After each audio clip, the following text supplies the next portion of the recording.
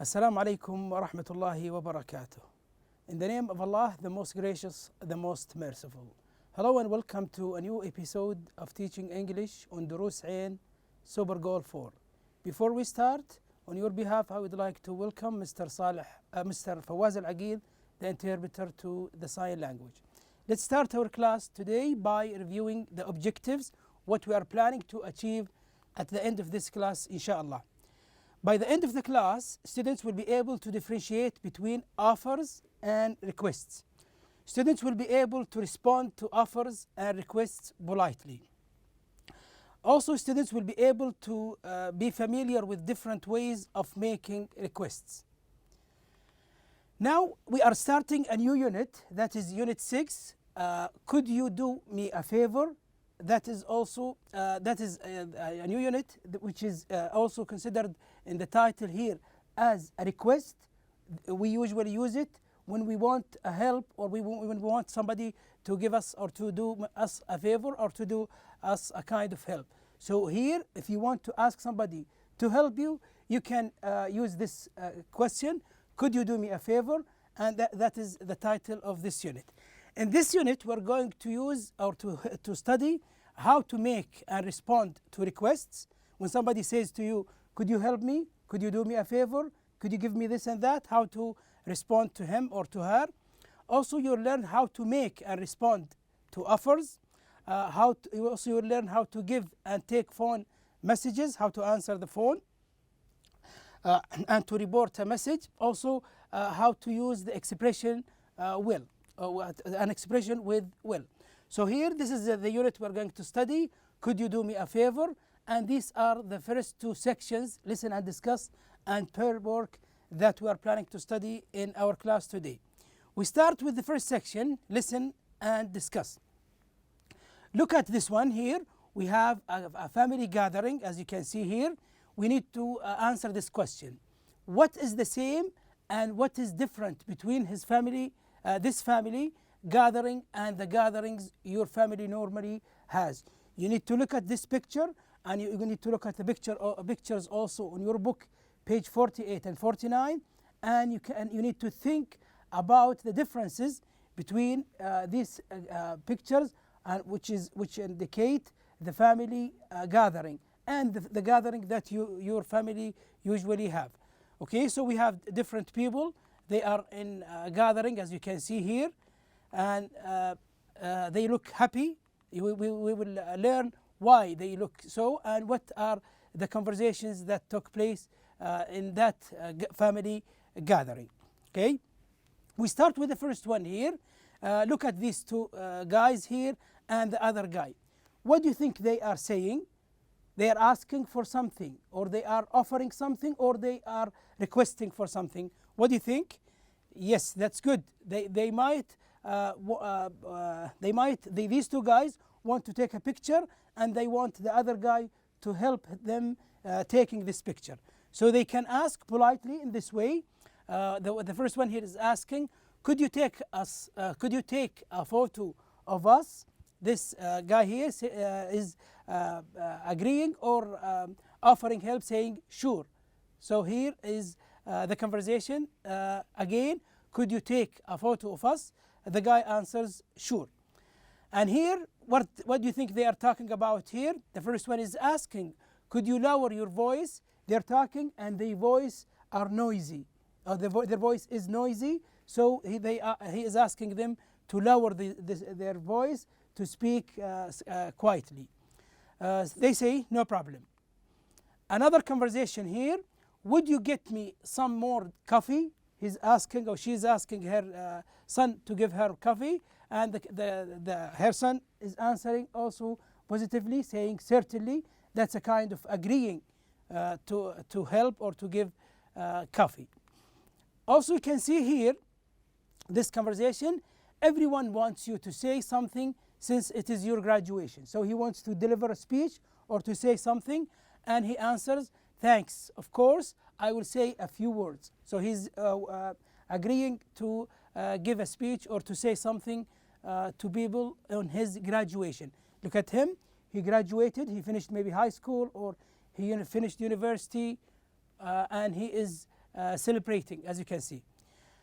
In this conversation also, let me carry that for you. This little boy wants to help his mother here, carrying, as you can see here, the cake.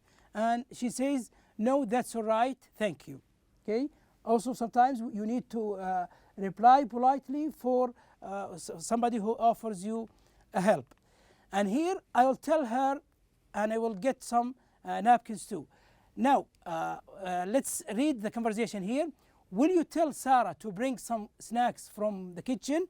Now she's asking her friend to tell Sarah to bring napkins and to bring some snacks, and she is offering help, saying, I will tell her and I will get some napkins too. She will do it herself.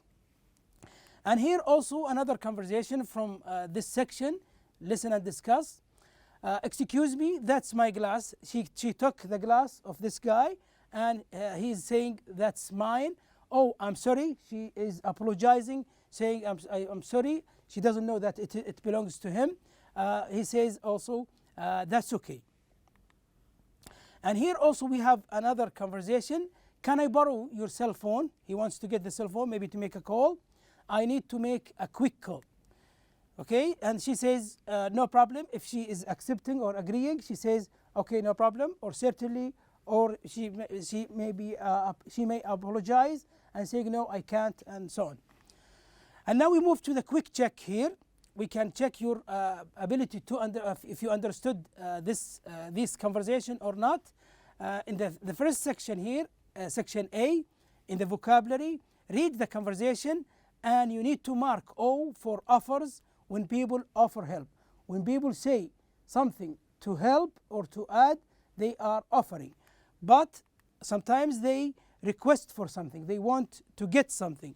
And we need to write O for the offers and R for requests, and on the following conversation. For requests when people ask for help. Okay, now the first one here. Could you take a photo of us? Now, is he requesting or offering?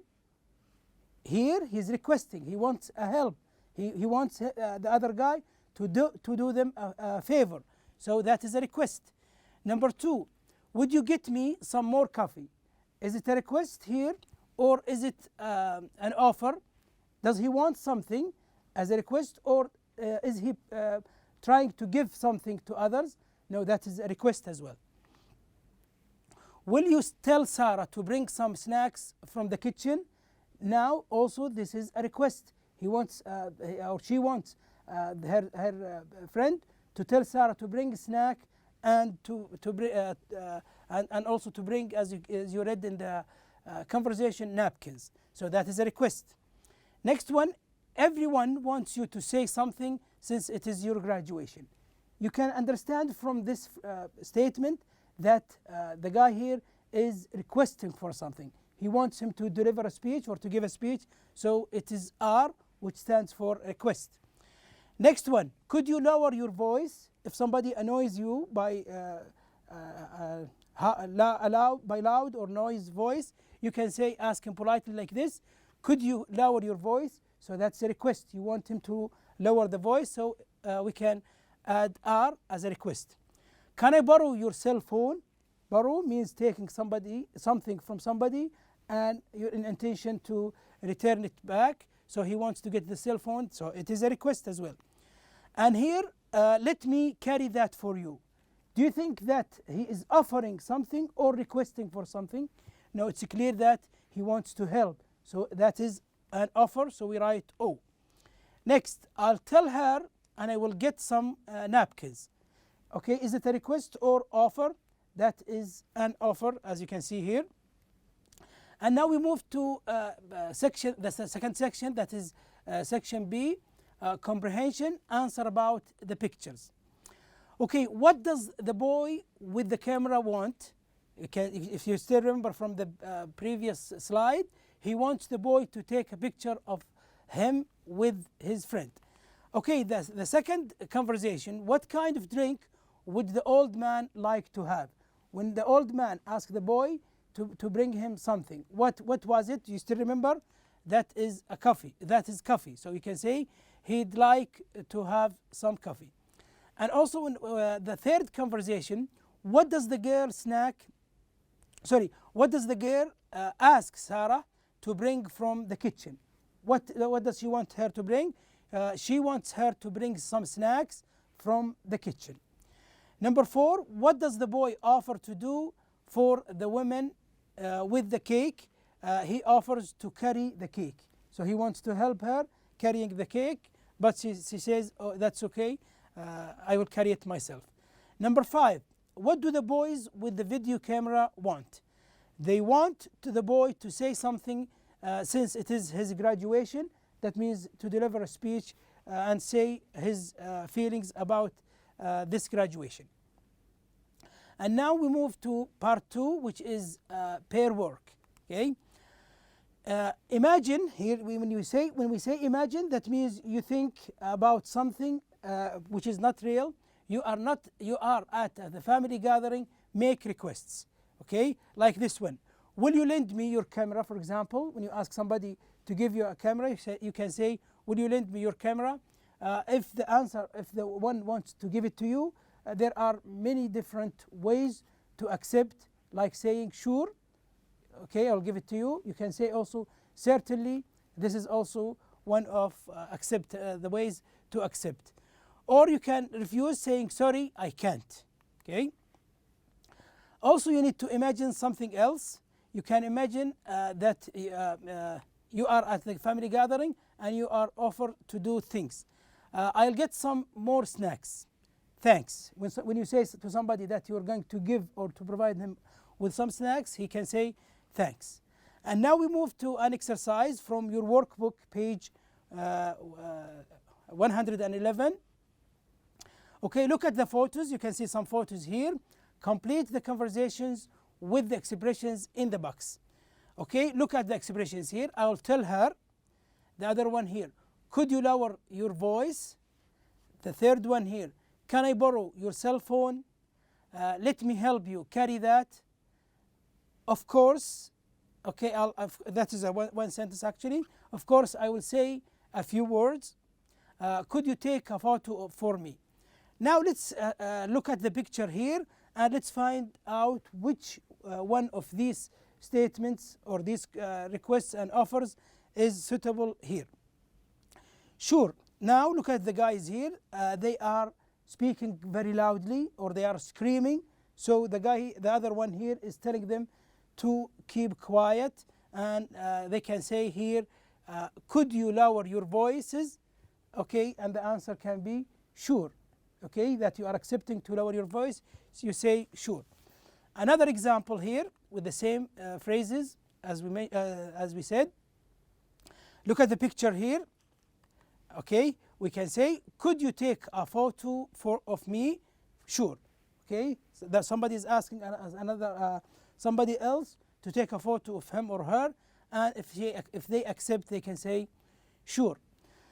Okay, the same statements here we can use. Thank you. Look at the guy here. He is trying to help carrying the sofa. Let me help you carry that. Okay, so we can say the answer or the reply, the appreciation can be like this, thank you. Okay, and now everyone wants you to say something.